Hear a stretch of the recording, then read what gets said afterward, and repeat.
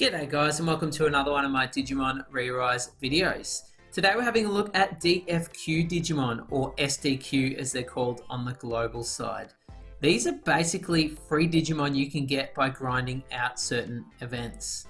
These events do not return, so if you miss them, you won't be able to obtain these Digimon later down the line, or not at this stage anyway. So how it works is basically you grind out an event. You earn points every time you beat the stage. Once you get to certain thresholds, you'll either unlock an egg that hatches into one of these Digimon, or you just straight out unlock the Digimon and it's yours to keep and play with from there. You can also earn skill stones and special plugins to these Digimon through those quests. The bonus Digimon, which are available either in step-up banners or special banners during that time, also give you extra points so you can grind it out quicker.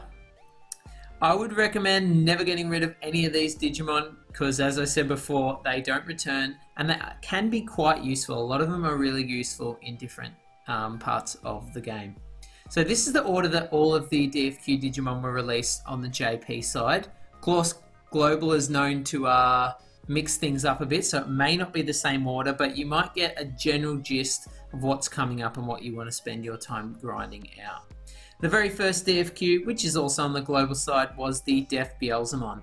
This guy's pretty useful. He has a permanent defense buff, 20% to all allies, the same as Minervamon, and he protects himself from a few immobilization status effects. He has a power plugin with lock-on and a defense plugin with HP available as well. This guy's pretty good. You can use him in PvP or Clash battles if you want. He's not the most powerful Digimon, but he does have his uses. Next up was the Lopmon and the Terriermon, both released at the same time. These two are purely support Digimon. They're rookie level, so they've got a really low cost in the Underworld Dungeon, which can be useful. Both of them come with speed plugins, which is also useful. If you're running these guys in PvP, you want to run them with a purple team. The Lopmon gives 50% to allies tech, which is a powerful buff, and the Terriermon, to complement that, gives minus 30% to enemies tech damage resistance. So if you run these two together as supports, your purple Digimon will be hitting really, really hard.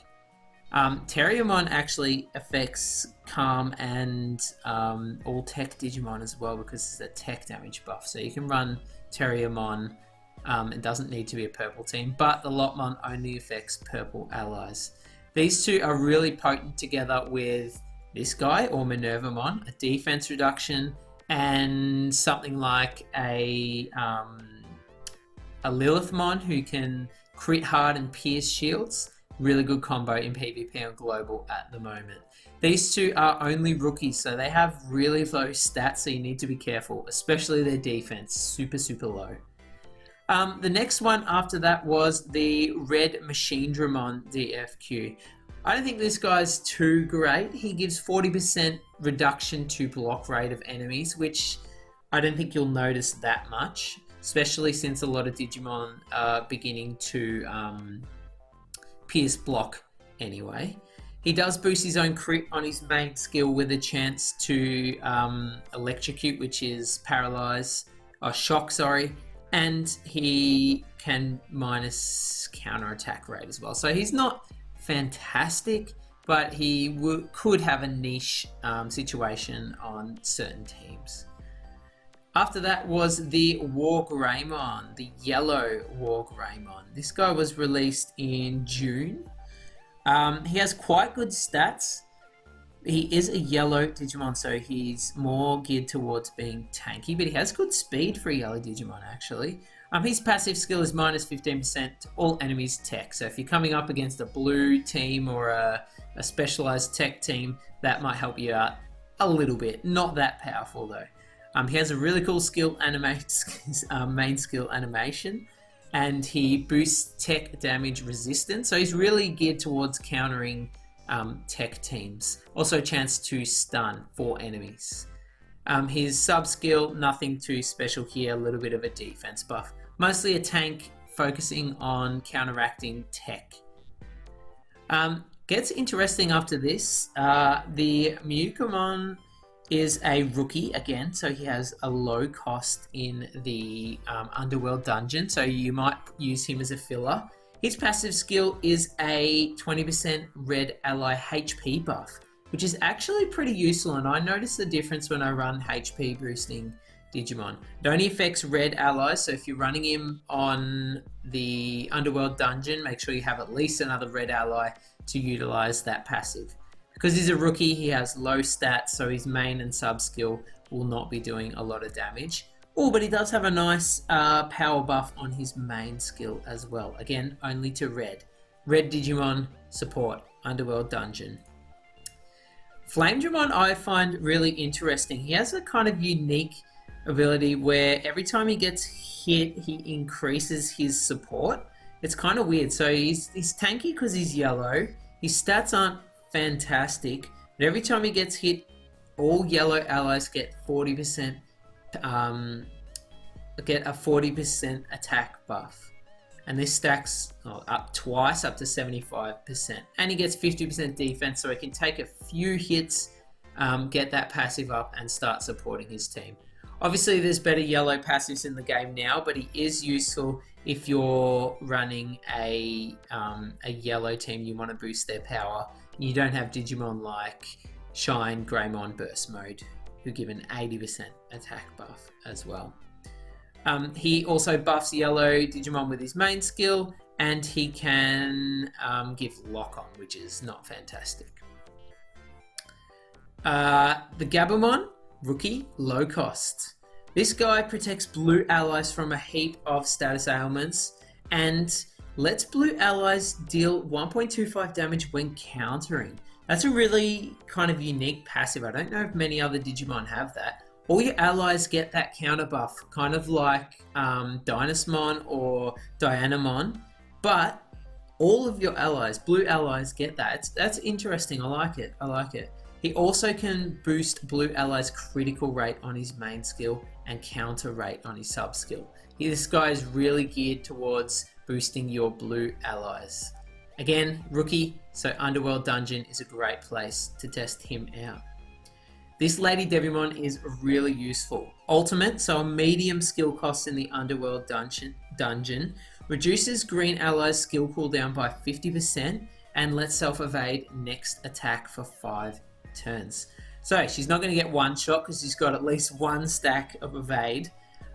If you're running her in conjunction with another green ally, you'll get that 50% cooldown boost on them as well as herself. So she can pump out heaps of heals, pretty good in the Underworld Dungeon. 80% of 3 allies' health on that heal, and a tech buff on her main skill. So really good in the Underworld Dungeon. Probably a little bit squishy for the PvP, but yeah, definitely useful in PvE content. I really like this Lucamon. This guy came out in December of 2019 on the JP side. He has a really good support passive. 50% to all allies power forever. Awesome. 50% to all allies tech forever. Awesome. 50% to all allies critical hit rate. Only one turn on that one, but that is awesome. This guy supports everyone. All damage dealers will get some sort of help from this guy. This forever buff is really good too, so it's not going to be easily cleared in any of the stages that you're completing. He is a rookie, so super low defenses and super low stats. It's going to be hard to keep him alive, but when he is alive, that support is going to be really, really useful for you. He ignores block and has a crit modifier, but his stats are too low to really see any significant damage output from that. Great support. I use him on most of my teams in the Underworld Dungeon. You can get away with using him in PvP if you can take out the enemy team fast enough. Stingmon and Paildramon came out at the same time. They were in the same DFQ or SDQ. The Stingmon protects all allies forever from electric shock, paralysis, freezing, stun, and sleep. So that's really useful in the Underworld Dungeon. Champion, low cost, forever against all of those status ailments. Really, really good. This Paildramon, I've spoken about him before. He is really good. He was released at the same time as the Stingmon in January. His passive skill, 40% to all allies defense, and protects all allies from poison, burn, and error forever. So that's your damage over time status ailments taken care of forever, which makes him already mega useful in the Underworld Dungeon. This 40% defense buff will be really noticeable too, and he boosts power and tech on his main skill by 40% to all allies. This guy's really good. You could even sneak him into PvP. He's that good. He's only an ultimate, so his stats are low, but this passive skill is really, really good. This Lunamon, a rookie stage Digimon, which means automatically good for the Underworld Dungeon. However, this passive kicks ass for the Underworld Dungeon. Protects you from the damage over time, status ailments, and darkness, and skill seal. So you're really covered from a lot of status effects if you have this Digimon on your team. Also gives a 50% heal to all allies with her sub skill. So really good, especially for that Underworld Dungeon. Patamon was the next release, released in April 2020, so really recently. The passive skill is minus 50% to all enemies block rate and minus 50% to all enemies crit rate. Nothing too crazy there. It's kind of like a budget Skull Greymon or a budget Chaos Dramon. It is a rookie Digimon, so low stats, but that also means good for the Underworld Dungeon because of the low cost. Nothing too crazy with the main or sub skill there here either.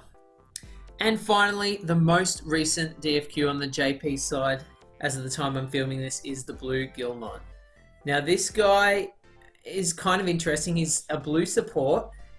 He evades 2 attacks automatically from the start of the battle, and he protects blue allies from sudden death or death mark. That's kind of a rare effect. Not many Digimon can protect from death mark at the moment, so he could be useful in niche PvP teams if you're having a lot of trouble with the Omegamon Zwats.